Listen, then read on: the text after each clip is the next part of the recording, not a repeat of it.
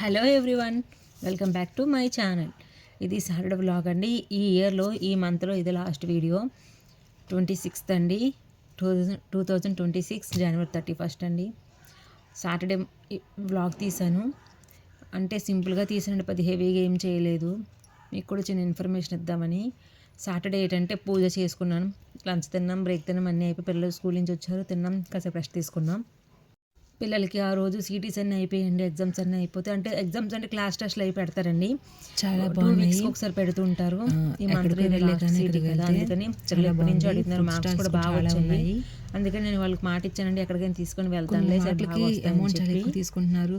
అందుకని వాళ్ళు మాట ఇచ్చాను కదా, హస్బెండ్ కుదరదు అని చెప్పారు. అతన్ని రిక్వెస్ట్ చేసుకుని ఎలా తీసుకొని వెళ్ళమని చెప్పాను.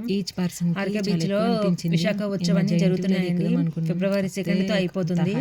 అది కూడా మేము యూట్యూబ్ లో సెర్చ్ చేయలేదు, ఆటోమేటిక్ గా యూట్యూబ్ షార్ట్ చూస్తుంటేనండి పెడతారు కదండి, చాలా మంది పెడుతుంటారు. అంత చూశాను, చూసిన తర్వాత దీన్ని తీసుకెళ్దాంలే అని చెప్పాను. పిల్లలకి ఒప్పుకున్నారు. సిటీస్ అన్ని అయిపోయి కదా, ట్యూషన్ కూడా మానేశారు.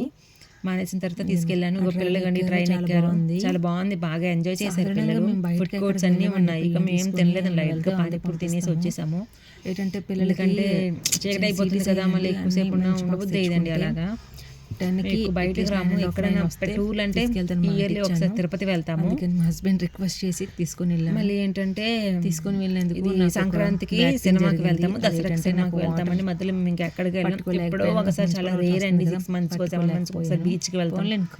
అది కూడా తినండి, కూడా పరగండి. మా హస్బెండ్ పిల్లలు తీసుకెళ్తారు, నేను ఎక్కడికి వెళ్ళాను. బాగా ఎంజాయ్ చేసి వెళ్దాం. ఇంట్లో అలాగ ఉంటున్నాం కదా, వాటర్ కి రాలేదు కదా, జీబీఎంసీ వాటర్ అని. సాటర్డే కదా మేము ఇలా వెళ్ళామండి, ఏం తినలేదు, బాగా ఎంజాయ్ చేశారు. కానీ పానీపూరి చాలా అమౌంట్ కలెక్ట్ చేస్తున్నారులేండి. ఇవన్నీ ఎక్కాలంటే ఒక ప్లేట్ పానీపూరి 50 రూపీస్ అండి.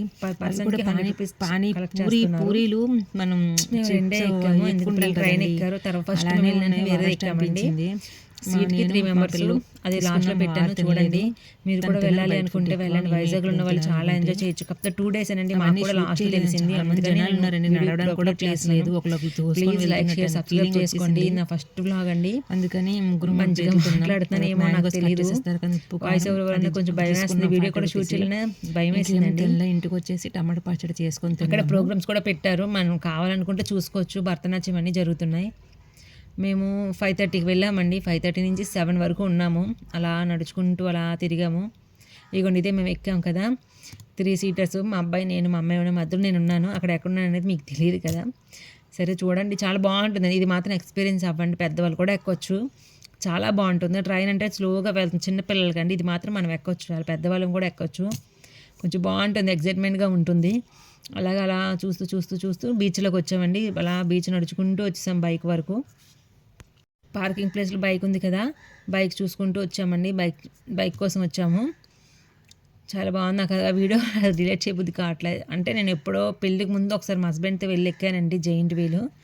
తర్వాత మళ్ళీ మధ్యలో పెళ్ళి అయిన తర్వాత ఒక్కసారి ఎక్కాము. మళ్ళీ ఇది 3rd time. నేను ఈ పెళ్ళి, మా మ్యారేజ్ అయ్యి 15 years కంప్లీట్ అయ్యి 16 వస్తుంది. ఈ 16 yearsలో మేము నేను 3 times ఎక్కానండి. నాకు చాలా భయం.